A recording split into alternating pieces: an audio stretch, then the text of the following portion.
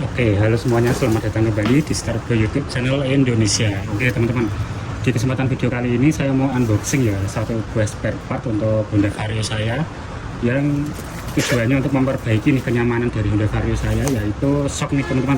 Jadi kalau teman-teman menyaksikan video saya sebelumnya, saya sudah mengganti shock belakang Vario menggunakan model tabung yang harga 200.000 ya. Dan disitu so far saya merasakannya cukup keras dan tidak ada kenyamanan yang berarti ya teman-teman. Jadi bisa teman-teman lihat di sana, mereknya sendiri nggak ada teman-teman, hanya model variasi tabung aja.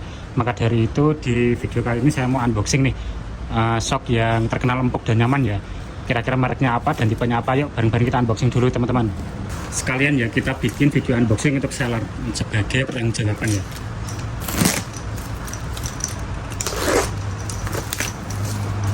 Oke teman-teman, pasti sudah bisa nebak ya, shock sejuta umat yang terkenal empuk dan nyaman yaitu DBS teman-teman. Tapi di sini saya pilih model tipe yang berbeda nih dari kebiasaan orang-orang di luar sana ya.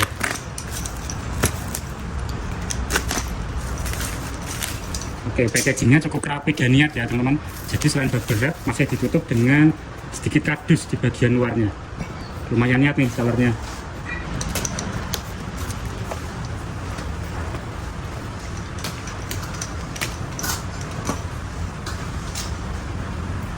Ya, ini dia paketnya teman-teman, yaitu saya memilih DBS bertipe nah ini dia tipenya teman-teman.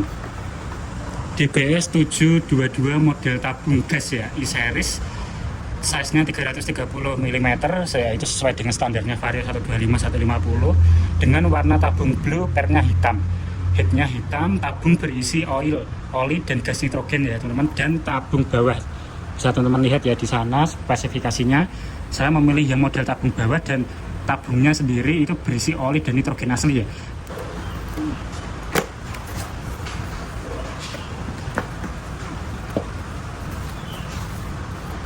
Ada stiker dari DBS. Dan yang pertama kita mendapat toolkit ya teman-teman, ini untuk menyeting preload ya. Stok baut juga disediakan nih teman-teman oleh DBS, dan juga ring-ring ya. Dan ini dia menu utama kita teman-teman, yaitu shock tabung bawah DBS tipe 722 e-series ya. Dan ini dia penampakannya teman-teman, cukup keren ya, dan cukup berat juga dibanding shock 200.000 milik saya sebelumnya itu. Dan ngomong-ngomong ini harganya 390.000 ya teman-teman, sudah termasuk ongkir. Saya belinya di toko hijau. Dan overall kita cek dulu nih teman-teman untuk build quality-nya ya. Kalau DBS so far saya sudah pernah beli beberapa kali, itu DBS termasuk harga yang paling worth it berbanding dengan kualitasnya ya teman-teman, yang cukup lumayan rapi.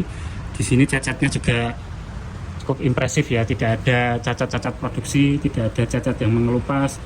Overall catnya rapi, build quality-nya juga mantap teman-teman. Dan ini dia yang saya maksud teman-teman, yaitu settingan ribbon dan kompresi. Di sini infonya hanya berupa variasi ya teman-teman, walaupun ini sebenarnya bisa diputar.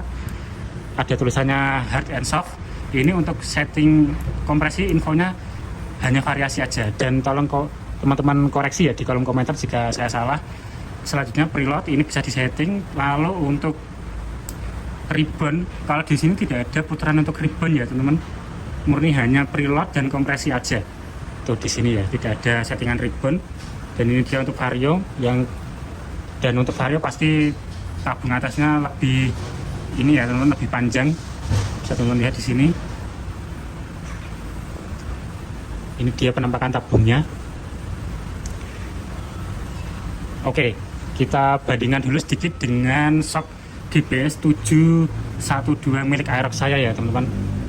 Nah di sini ada shock DBS tipe 712 Font Series untuk Yamaha Aerox saya yang modelnya tabung atas teman-teman.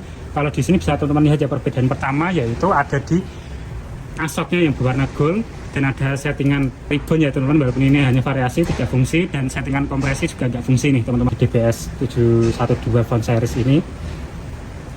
Dan overall warna birunya lumayan mirip ya teman-teman, kalau dibandingkan warna birunya mirip, warna hitamnya juga mirip, dan variasi warnanya pun juga sama ya, ada di putaran ini, ada di tabung, ada di atas dan bawah. Hanya bedanya ini asnya berwarna chrome atau silver. Dan yang pasti tingginya berbeda jauh ya teman-teman, karena di Aerox saya pilih yang downsize 280 mm. Kalau yang Vario karena saya pakai untuk harian, ukurannya masih normal standar pabrik ya, yaitu di 330 mm. Dan ini overall perbandingannya teman-teman, model tabungnya sendiri lebih besar yang di Vario ya, yang tipe punya saya ini. Dan modelan dari shock ke tabungnya sendiri ini untuk bracketnya juga berbeda teman-teman, sedikit lebih tegas dan patah kalau di punya Vario. Kalau yang DBS punya Aerox saya ini mirip seperti KTC Extreme Evo ya, modelnya seperti ini, patahannya sedikit melengkung, melandai. Kalau ini seperti RC Flow Pro yang lumayan tegak, lumayan tegas patahannya. Oke, mungkin di video selanjutnya saya akan pasang di Honda Vario ya teman-teman, dan kita buktikan impresinya apakah lebih nyaman.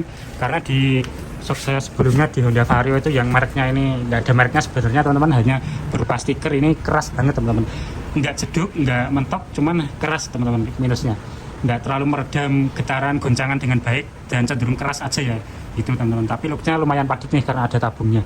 Dan next akan saya lepas nih atau saya jual mungkin di harga 100.000 aja ya teman-teman. Oke, mungkin sekian juga aja video kali ini teman-teman, unboxing shock DBS tipe 722 untuk Honda Vario tinggi 330 mm. Terima kasih untuk teman-teman yang sudah menyaksikan videonya dari awal sampai akhir. Terima kasih juga untuk teman-teman yang sudah support channel saya dengan cara klik like dan subscribe. Dan jangan lupa tinggalkan di kolom komentar jika ada pertanyaan ya teman-teman. Terima kasih sudah menonton.